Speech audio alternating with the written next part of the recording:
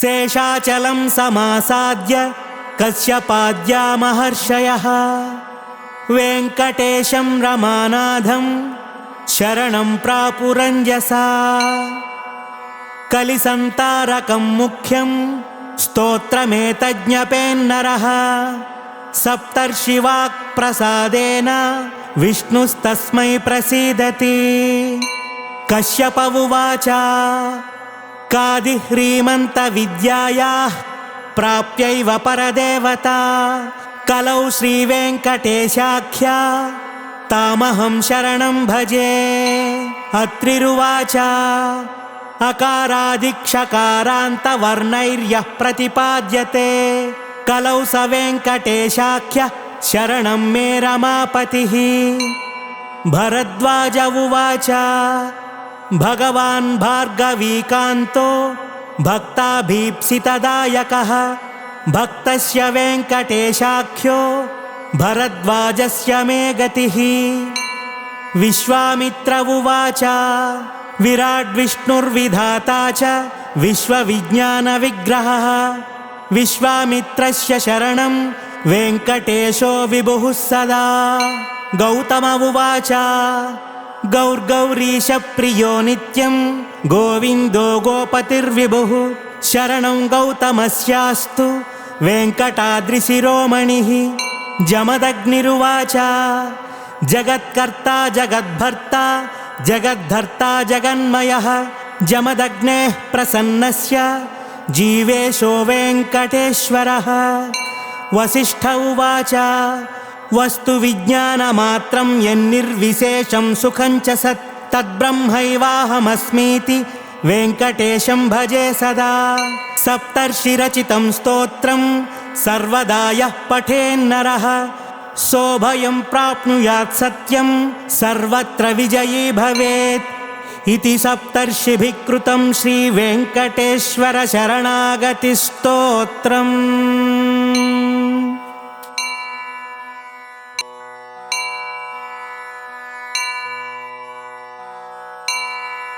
शेषाचलं समासाद्य कश्यपाद्या महर्षयः वेङ्कटेशं रमानाथं शरणं प्रापुरञ्जसा कलिसन्तारकं मुख्यं स्तोत्रमेतज्ञपेन्नरः सप्तर्षिवाक्प्रसादेन विष्णुस्तस्मै प्रसीदति।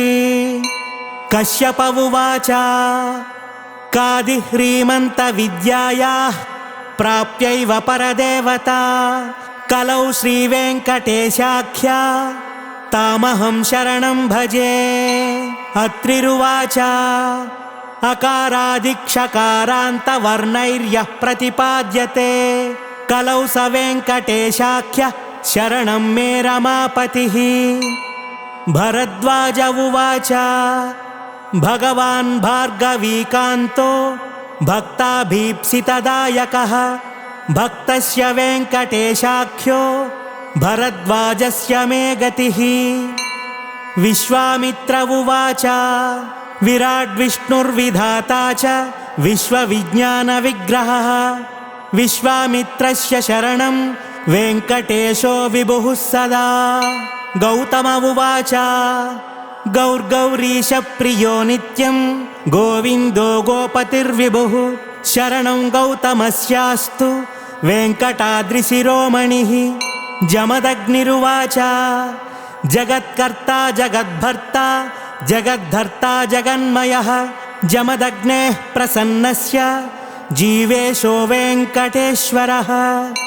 वसिष्ठ उवाच वस्तु विज्ञानमात्रं यन्निर्विशेषं सुखं च सत् तद्ब्रह्मैवाहमस्मीति वेङ्कटेशं भजे सदा। सप्तर्षिरचितं स्तोत्रं सर्वदा यः पठेन्नरः सोऽभयं प्राप्नुयात् सत्यं सर्वत्र विजयी भवेत् इति सप्तर्षिभिः कृतं श्रीवेङ्कटेश्वर शरणागतिस्तोत्रम्।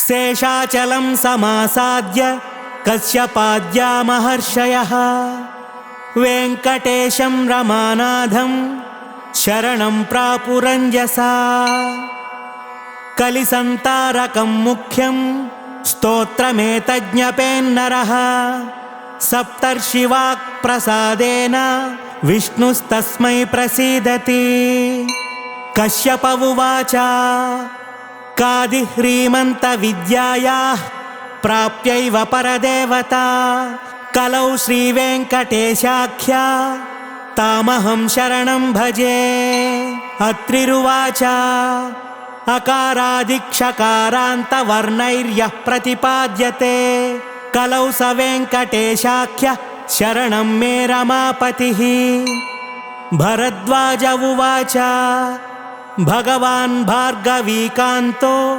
भक्ताभीप्सितदायकः भक्तस्य वेङ्कटेशाख्यो भरद्वाजस्य मे गतिः विश्वामित्र उवाच विराड्विष्णुर्विधाता च विश्वविज्ञानविग्रहः विश्वामित्रस्य शरणं वेङ्कटेशो विभुः सदा गौतम उवाच गौर्गौरीशप्रियो नित्यं गोविन्दो गोपतिर्विभुः शरणं गौतमस्यास्तु वेङ्कटाद्रिशिरोमणिः जमदग्निरुवाच जगत्कर्ता जगद्भर्ता जगद्धर्ता जगन्मयः जमदग्नेः प्रसन्नस्य जीवेशो वेङ्कटेश्वरः वसिष्ठ उवाच वस्तुविज्ञानमात्रं यन्निर्विशेषं सुखं च सत् तद्ब्रह्मैवाहमस्मीति वेङ्कटेशं भजे सदा सप्तर्षिरचितं स्तोत्रं सर्वदा यः पठेन्नरः सोऽभयं प्राप्नुयात् सत्यं सर्वत्र विजयी भवेत् इति सप्तर्षिभिः कृतं श्रीवेङ्कटेश्वर शरणागतिस्तोत्रम्।